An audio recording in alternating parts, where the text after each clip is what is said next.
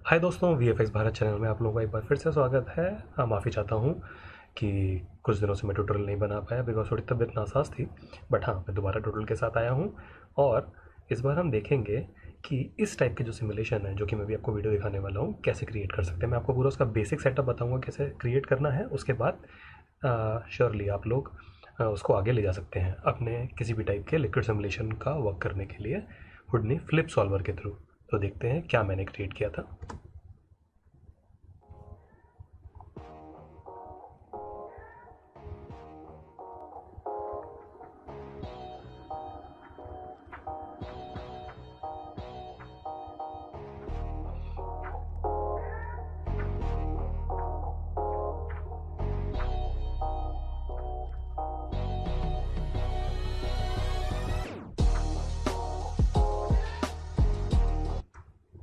सो हुडनी के अंदर flip solver simulation कैसे सेटअप करना है वो मैं आज आपको बताऊंगा। उसके बाद जब आपको बेसिक क्लियर हो जाएगा तो डेफिनेटली आप कैसे भी सिमुलेशन कर सकते हैं उसके बाद। तो चलिए हुडनी में चलते हैं, इसको क्लोज़ करते हैं और जैसा कि आप देख सकते हैं ये हम हुडनी में आ गए हैं। सबसे पहले हम एक नोड क्रिएट करेंगे जो कि है जियो नोड। ठीक है, इसको रीनेम कर देते हैं। हम इसको रखेंगे एमिटर। एमिटर के अंदर एंटर करेंगे डबल क्लिक करके और यहाँ पे हम क्रिएट करेंगे एक स्फेयर और ये स्फेयर हमारा सोर्स पार्टिकल होगा। ठीक है, तो अब हम प्रिमिटिव टाइप को चेंज करेंगे। यहाँ पे प्रिमिटिव है, यहाँ पे इसको पॉलीगन कर देंगे और इसकी जो फ्रीक्वेंसी है वो 4 कर देंगे ताकि सब डिवीजन ज़्यादा हो जाए। इसके नीचे हम एक नया नोड क्रिएट करेंगे जिसको हम कहेंगे ट्रांसफॉर्म नोड। ठीक है, तो ट्रांसफॉर्म नोड में हम क्या करेंगे, इसका स्केल छोटा करेंगे और वाई एक्सिस में इसको ट्रांसलेट करेंगे। वाई एक्सिस में 3.5 ट्रांसलेट करेंगे और इस ब्लू डिस्प्ले ऑप्शन को ऑन कर देंगे। ठीक है, तो यहाँ से हमको दिख सकता है हमारा जो स्फेयर है कितना ऊपर है और स्केल में हम इसको रखेंगे 0.15। सो हमारा ये स्केल बहुत है। इसके बाद नया नोड लगाएंगे जो कि अब कहलाएगा फ्लिप सोर्स। फ्लिप सोर्स को हम कनेक्ट करेंगे यहाँ पे और एक नया नोड और क्रिएट करेंगे नल नोड जो कि हमारा एमिटर आउट बनेगा।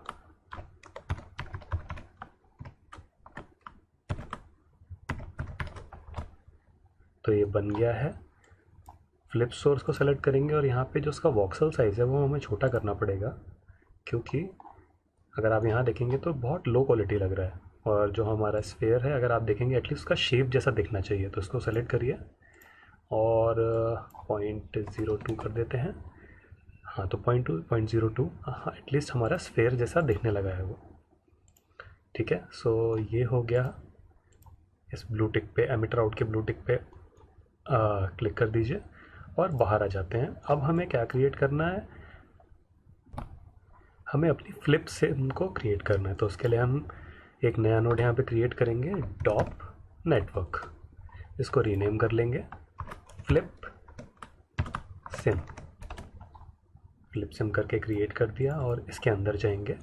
यहाँ पे 3-4 नोड ऐड कर लेते हैं जल्दी से। Flip solver, flip object, volume source, gravity. तो ये सारी चीज़ें इनको आपस में कनेक्ट कर लेते हैं। तो फ्लिप ऑब्जेक्ट हमारे फ्लिप सॉल्वर के पहले ऑप्शन में जाएगा, वॉल्यूम सोर्स आखिरी वाले में जाएगा और फ्लिप सोर्स को ग्रेविटी के साथ कनेक्ट करेंगे और इसको आउट के साथ ग्रेविटी को। सो हमारा सेटअप ऐसा कुछ रेडी हो गया है। अब यहाँ पे कुछ वैल्यूज़ हमको चेंज करनी पड़ेंगी क्योंकि पार्टिकल्स हमको नज़र नहीं आ रहे हैं।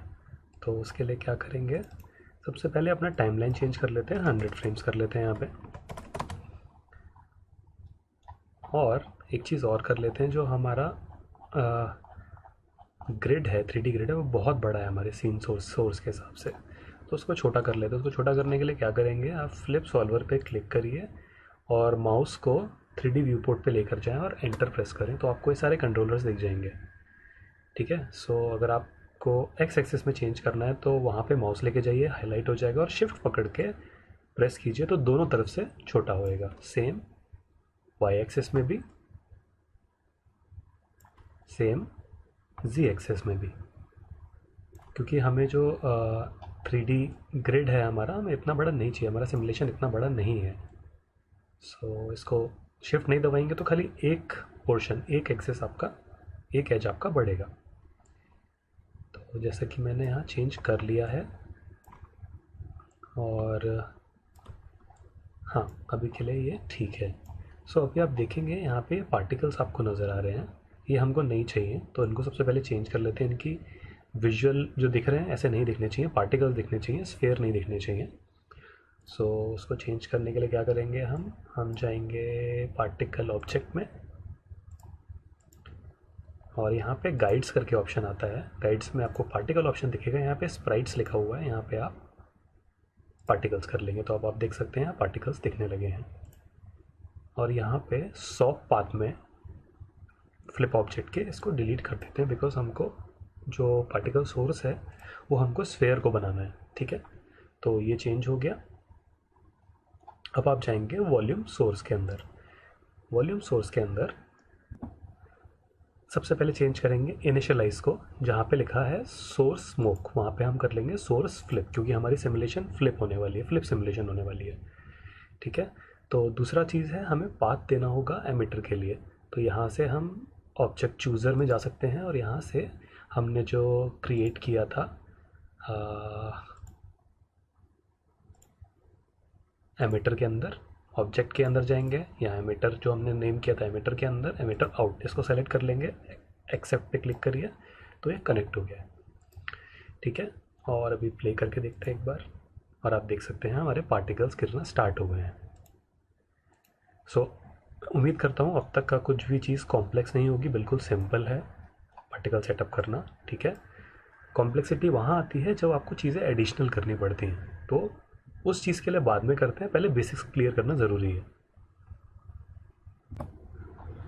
तो आप देख सकते हैं पार्टिकल्स जो हैं बहुत कम आ रहे हैं, तो उनको बढ़ाने के लिए मैं क्या कर सकता हूँ, पार्टिकल्स को ज़्यादा करना है तो हम क्या करेंगे, फ्लिप ऑब्जेक्ट के ऑप्शन में जाएंगे और यहाँ पे एक ऑप्शन है पार्टिकल सेपरेशन, तो इसकी वैल्यू को डाउन करना है, डिग्रेड करना है, तो 0.02 मेरे हिसाब से करते हैं।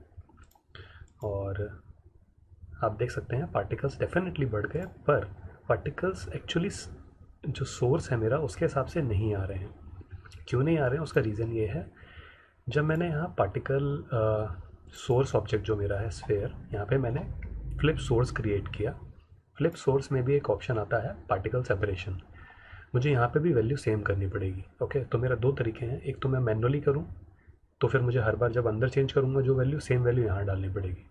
ठीक है, और दूसरा ऑप्शन है मैं वहाँ चेंज करूँ या अपने आप हो जाए, तो उसके लिए क्या करेंगे, यहाँ पे पार्टिकल सेपरेशन वैल्यू पे जाके राइट क्लिक करके कॉपी पैरामीटर और यहाँ एमिटर के अंदर जाके फ्लिप सोर्स सेलेक्ट करेंगे और पार्टिकल सेपरेशन पे राइट क्लिक करेंगे और यहाँ पे एक ऑप्शन आता है आपको पेस्ट रिलेटिव रेफरेंस।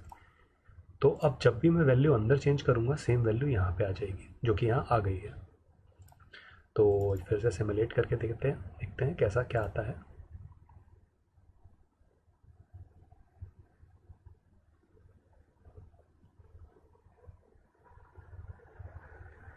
और अब आप देख सकते हैं कि पार्टिकल बिल्कुल सही तरीके से नीचे आ रहे हैं और पार्टिकल डेंस भी हो गए हैं। अब दूसरी चीज़ क्या है, मुझे पार्टिकल्स को विस्कस बनाना है। ठीक है, तो विस्कस जैसे हनी होता है, चॉकलेट होता है, तो उसके लिए मैं क्या करूँगा, मैं पार्टिकल के फ्लिप सॉल्वर ऑप्शन में जाऊँगा और यहाँ पे मेरे पास ऑप्शन है पार्टिकल मोशन के अंदर नहीं, या वॉल्यूम मोशन के अंदर विस्कोसिटी, इसको मैं अनेबल करूँगा और विस्कोसिटी बाय एट्रीब्यूट भी अनेबल करूँगा अगर इनकेस मुझे वैक्स के थ्रू विस्कोसिटी बढ़ानी है, जो कि मैं अभी नहीं करने वाला हूँ, बट जस्ट अनेबल दिस। ठीक है, तो अनेबल किया और विस्कोसिटी मुझे अब चेंज करनी, तो विस्कोसिटी मैं कहाँ से चेंज करूँगा, उसके लिए आपको फ्लिप ऑब्जेक्ट में जाना पड़ेगा और यहाँ पे फिजिकल ऑप्शन है और इसके अंदर आपको ऑप्शन मिलता है विस्कोसिटी जो कि 0 है अभी। तो मैं यहाँ कर देता हूँ 300 विस्कोसिटी और उसके बाद प्ले करके देखते हैं। तो अब आप देख सकते हैं जो मेरा वॉल्यूम है थिक हो गया है, यानी विस्कस हो गया है। पर यहाँ पे क्या कमी है हमारे पास, कोलिजन ज्योमेट्री की। तो अब हम एक कोलिजन ज्योमेट्री भी क्रिएट करेंगे जिससे ये टकराएगा। तो आपको एक्चुअल में पता चलेगा कितना विस्कस यानी कि थिक है हमारा वॉल्यूम लिक्विड का। ठीक है, तो वो क्रिएट करते हैं। फर्स्ट फ्रेम पे जाइए, बाहर आ जाइए और यहाँ पे एक और जियो नोड क्रिएट करेंगे और जियो नोड को नाम देंगे कोल्यूशन का। ठीक है, इसके अंदर जाइए और कोलिजन में आप कुछ भी ले सकते हैं। जैसे मैंने वहाँ बिस्किट लिया था जो मैंने वीडियो आपको दिखाया था, आप कुछ भी ले सकते हैं जिसके ऊपर भी आपको ये फ्लूइड पार्टिकल्स गिराने हो या इंटरेक्ट कराना हो या कोलाइड कराना हो। तो उसके लिए मैं यहाँ पे इसकी बाय डिफ़ॉल्ट जो हुडनी के अंदर ज्योमेट्री आती है वो लूँगा जो कि है पिग हेड टेस्ट ज्योमेट्री। ठीक है, ये आ गया है।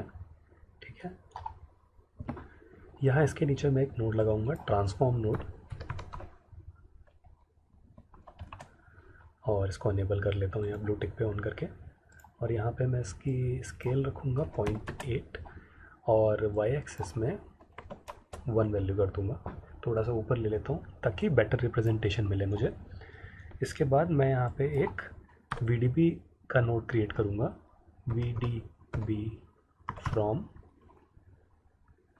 पॉलीगन। ठीक है, सो ये VDB में कन्वर्ट कर देगा इसको। और VDB में मैं एक्चुअली इसका वॉक्सल साइज़ कर देता हूँ 0.02 ताकि बेटर रिप्रेजेंटेशन मिले मुझे पिग हेड की। और मैं क्यों कर रहा हूँ इसको कन्वर्ट पॉलीगन VDB में, क्योंकि VDB में कन्वर्ट करने के बाद कोलिजन के टाइम पे बेटर रिजल्ट्स मिलते हैं। ठीक है, तो इसीलिए मैंने इसको कन्वर्ट किया। यहाँ पे एक नल क्रिएट कर देते हैं और इसको लिख देंगे कोलिजन आउट।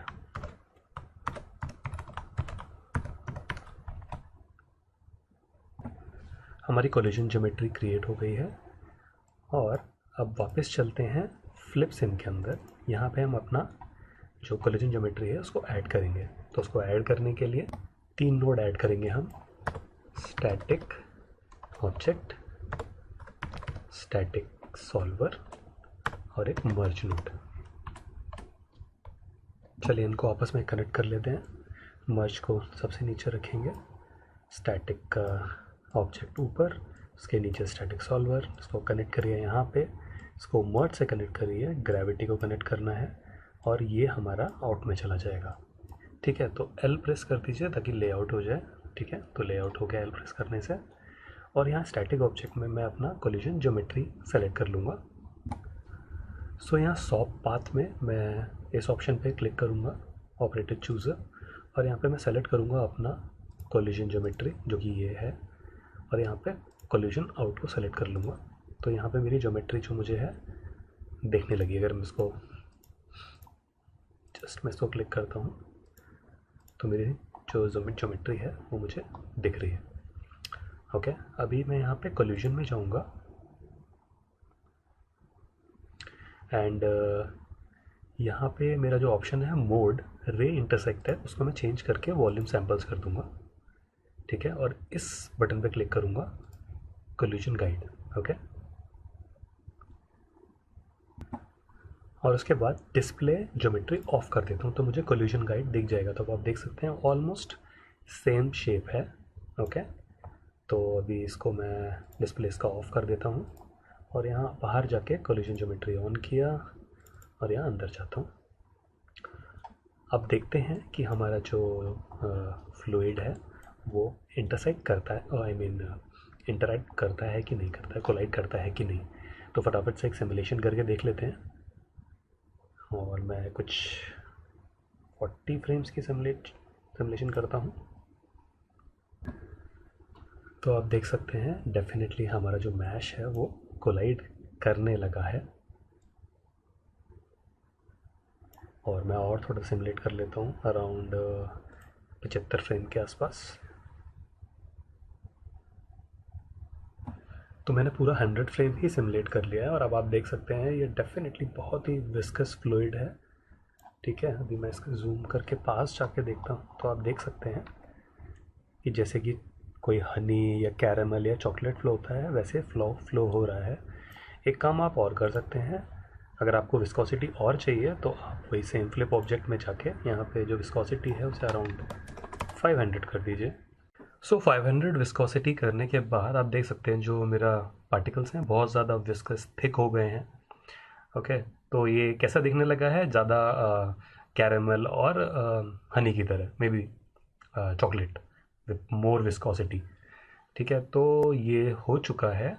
अब इसको हमें मैश भी करना पड़ेगा, बट मैश करने के लिए मैं पहले बता दूं, मैश करने के लिए आपको पहले पार्टिकल जो है, पार्टिकल का सेपरेशन बढ़ाना पड़ेगा। दैट मीन्स पार्टिकल का काउंट बढ़ाना पड़ेगा ताकि डेंसिटी बढ़ जाए। और जब पार्टिकल की डेंसिटी ज़्यादा हो जाती है, ज़्यादा पार्टिकल्स हो जाते हैं, तो आपका जो मैश होता है वो प्रॉपरली अच्छा दिखता है, आर्टिफैक्ट्स नहीं दिखते।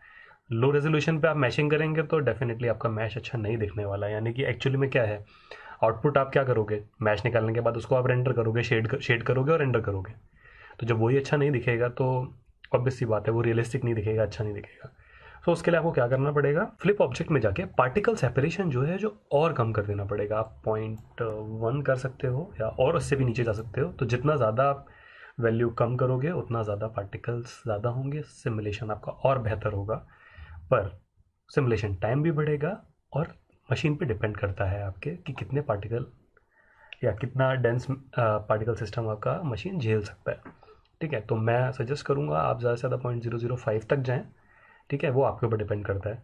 ठीक है, अब अगली जो चीज़ है वो है हमारा मैशिंग। तो मैशिंग कैसे करना है वो मैं बताता हूँ आपको। सो यहाँ पे मैं एक नया नोड क्रिएट करूँगा, जियो नोड, और इसको मैं रीनेम कर देता हूँ एज ए मैशिंग करके। और इसके अंदर चलते हैं, यहाँ पे एक नया नोड क्रिएट करूँगा, डॉप इम्पोर्ट।